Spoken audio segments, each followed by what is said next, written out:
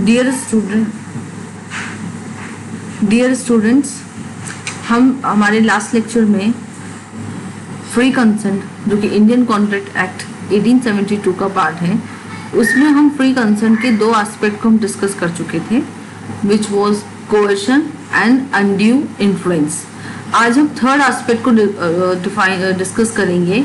अगर कोई भी कॉन्ट्रैक्ट फ्रॉड के बेसिस पर बनाया गया है तो वह कॉन्ट्रैक्ट में दी गई कंसेंट को फ्री कंसेंट नहीं माना जाएगा। अब बेसिकली फ्रॉड है क्या? अकॉर्डिंग टू सेक्शन 17, कोई भी डेलिबरेटली, इंटेंशनली, विलफुल ऐसा कोई मिस स्टेटमेंट ऑफ फैक्ट्स देना किसी पार्टी को जो कि मटेरियल ऑफ फैक्ट से डायरेक्टली रिलेटेड है, तो ऐसे किए हुए कॉन्ट्रैक्ट को हम फ्रॉड की कैटेगरी में मानेंगे। जैसे कि इसका एक्सप्लेनेशन हम ऐसे ले सकते हैं कि कोई भी एक पार्टी दूसरी पार्टी को ऐसा कोई सजेशन ऑफ फैक्ट देती है जो कि सही नहीं है, उसको हम फ्रॉड मानेंगे। कोई भी फैक्ट है, इंपॉर्टेंट फैक्ट, जिसका एक पार्टी दूसरी पार्टी से छुपाती है, या तो हम गलत स्टेटमेंट देते हैं दूसरी पार्टी को, गलत इंफॉर्मेशन देते हैं जानबूझ के, या फिर कोई हम इम्पॉर्टेंट फैक्ट है जो उस कॉन्ट्रैक्ट से रिलेटेड है, उस इम्पॉर्टेंट फैक्ट को हम छुपाते हैं, तो वह भी फ्रॉड की कैटेगरी में माना जाता है। ऐसा कोई प्रॉमिस जो कि इंटेंशनली किया गया है, झूठा प्रॉमिस हम जिसको मानेंगे, क्योंकि उसमें स्टार्टिंग से ही इंटेंशन, एक जो पार्टी फ्रॉड कर रही है उसका स्टार्टिंग से ही ये माना जाएगा इंटेंशन कि वो इस कॉन्ट्रैक्ट को पूरी तरह से परफॉर्म नहीं करना चाहती है। उसका सिर्फ मकसद है सामने वाली पार्टी को कैसे भी करके फ्रॉड करके उसकी सामने वाली पार्टी की कंसेंट ले लेना। और ऐसा कोई एक्ट अगर कोई पार्टी करती है जिसको लॉ ऑफ द लैंड ने फ्रॉडलेंट की, धोखे की कैटेगरी में डाला है, तो उसे हम फ्रॉड मानेंगे और वह कॉन्ट्रैक्ट वॉइडेबल माना जाएगा। ऐसा कोई एक्ट जो कि किसी को धोखा देने से रिलेटेड है, तो अगेन उसको हम फ्रॉड की कैटेगरी में मानेंगे। तो ये सारे पॉइंट जो मैंने अभी आपसे डिस्कस किए हैं, ये पार्ट होते हैं फ्रॉड के। जो एसेंशियल एलिमेंट्स ऑफ फ्रॉड की हम बात कर रहे हैं, यानी कि कुछ फ्रॉड करते वक्त कुछ एसेंशियल चीज़ें हैं जो कि उसके अंदर इनकॉर्पोरेटेड होनी चाहिए, तभी उस फ्रॉड को हम फ्रॉड की कैटेगरी में मानेंगे। जैसे फॉल्स रिप्रेजेंटेशन, अभी मैंने आपको बताया कि कोई भी एक पर्सन दूसरे पर्सन को जो भी रिप्रेजेंट कर रहा है इंफॉर्मेशन, वो फॉल्स इंफॉर्मेशन रिप्रेजेंट कर रहा है, और जो भी इंफॉर्मेशन हम गलत बता रहे हैं वो मटेरियल फैक्ट से, यानी कि कॉन्ट्रैक्ट की मटेरियल ऑफ फैक्ट से डायरेक्टली रिलेटेड है। एक पार्टी दूसरी पार्टी को रिप्रेजेंट करती है with the intention of other party act दूसरी पार्टी की कंसेंट लेने के लिए। फ्रॉड का सीधा इंटेंशन दूसरी पार्टी को धोखा देना होता है, to motivate for making contract with fraud. Basically वो जो पार्टी फ्रॉड कर रही है वह पार्टी उस सामने वाली पार्टी के साथ और सिर्फ फ्रॉड करना चाहती है। And the last element of fraud is actually sustaining of loss to the concern party. जिस पार्टी के साथ फ्रॉड हो रहा है उस पार्टी का एक्चुअल में लॉस हो सकता है। Silence is also sometimes considered as fraud when it is a duty of a person to speak. अगर दो पार्टी कॉन्ट्रैक्ट कर रही है जिसमें एक पार्टी का दूसरी पार्टी के को इंफॉर्मेशन देना इम्पॉर्टेंट है, जरूरी है, लेकिन वो इम्पॉर्टेंट इंफॉर्मेशन नहीं देता, यानी कि तथ्य को छुपाता है, इम्पॉर्टेंट तथ्य को छुपा रहा है, इम्पॉर्टेंट मटेरियल फैक्ट को छुपा रहा है, तो वह उस सिचुएशन में जो पार्टी धोखा दे रही है, फ्रॉड कर रही है, वह पार्टी साइलेंट है। तो in that situation also this silence is also considered as fraud. In some contracts, all material facts should be disclosed compulsorily. कुछ situations में, contract की कुछ situations में कुछ material of facts होते हैं जो कि हमें compulsorily disclose कर देने चाहिए। जैसे contract of insurance है। contract of insurance में हम इंश्योरेंस की जो भी टर्म्स एंड कंडीशंस है, एक इंश्योरेंस कंपनी दूसरा पर्सन जो कि इंश्योरेंस करा रहा है उसको अपनी सारी terms and conditions clearly explain उसको बतानी पड़ेगी। अगर कोई भी important information insurance company client से छुपाती है तो वह फ्रॉड की कैटेगरी में माना जाएगा। सिमिलरली अगर कोई क्लाइंट अपनी जितनी भी पर्सनल इंफॉर्मेशन है related to health, age and etcetera, वो सारी इंफॉर्मेशन एक क्लाइंट को, इंश्योरेंस कंपनी को क्लियरली बता देनी चाहिए। अगर वो छुपाता है अपनी कोई भी इंफॉर्मेशन, जैसे वो अपनी एज छुपाता है या एज गलत बताता है, तो वह फ्रॉड की कैटेगरी में माना जाएगा। इफेक्ट क्या होते हैं? अगर एक पार्टी ने दूसरी पार्टी के साथ फ्रॉड कर दिया तो उसके क्या इफेक्ट हो सकते हैं? पहला चीज तो होगा कि कॉन्ट्रैक्ट सिंपली वॉइडेबल हो जाएगा at the option of the aggrieved party. जो भी एग्रीव्ड पार्टी मीन्स पीड़ित पक्षकार के ऑप्शन पर वह कॉन्ट्रैक्ट जो कि फ्रॉड के बेसिस पे बनाया गया है, वह कॉन्ट्रैक्ट वॉइडेबल माना जाएगा।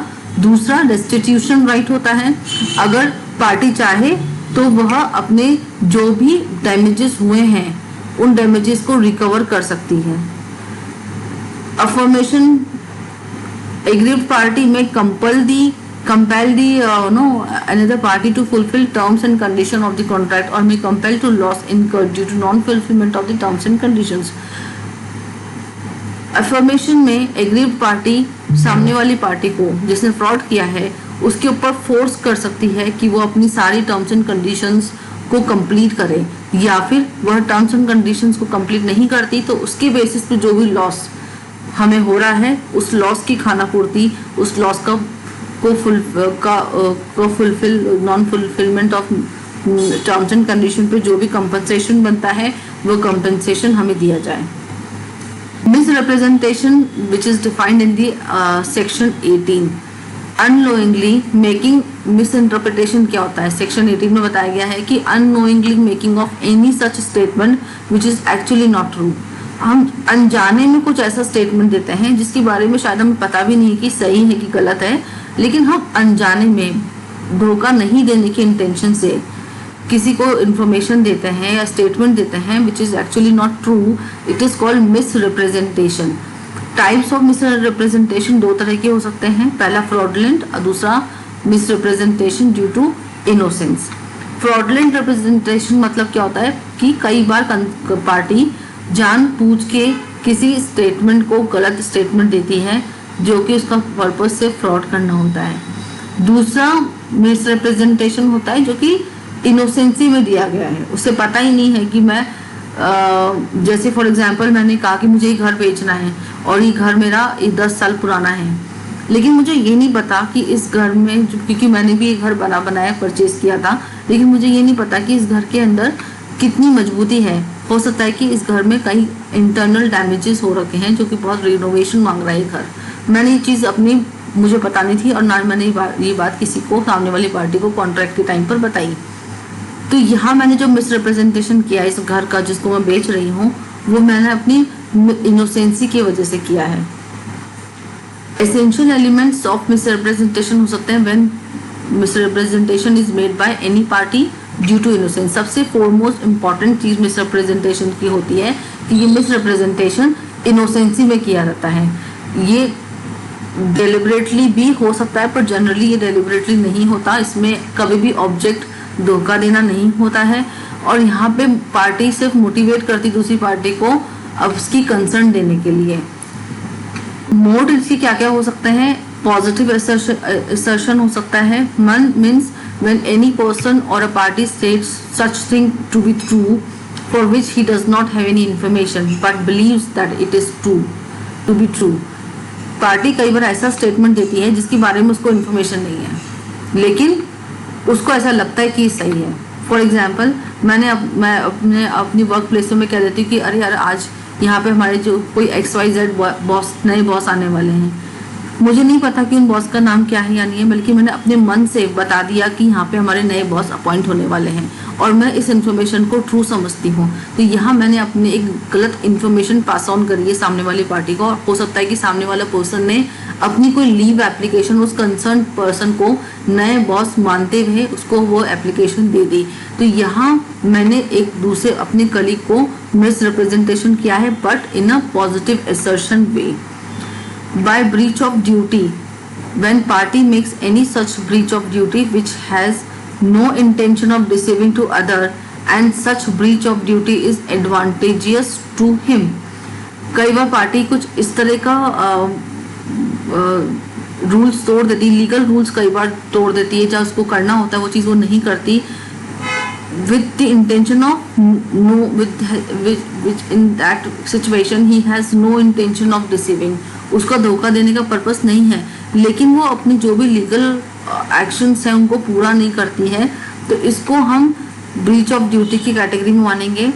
Making a mistake innocently through miss representation, कई बार हम ऐसी मिस्टेक करते हैं इनोसेंटली जो कि मिस रिप्रेजेंटेशन का पार्ट बन जाता है। इफेक्ट्स क्या होते हैं इसके कि वॉइडेबल होता है at the option of agreed party, जब भी पार्टी चाहे, पीड़ित पक्षकार एग्रीड पार्टी जब भी चाहे उस कॉन्ट्रैक्ट को वॉइडेबल बना सकती है। अफर्मेशन ऑफ कॉन्ट्रैक्ट हो सकता है, जो मैंने अभी पिछले पॉइंट्स में आपको डिस्क्राइब किया था अफर्मेशन के बारे में। रेस्टिट्यूशन राइट भी इसमें और मिस रिप्रेजेंटेशन में एक पार्टी ले सकती है। दोनों के बीच में डिफरेंस समझना जरूरी है, क्योंकि फ्रॉड और मिस रिप्रेजेंटेशन हम कई बार सेम मान लेते हैं।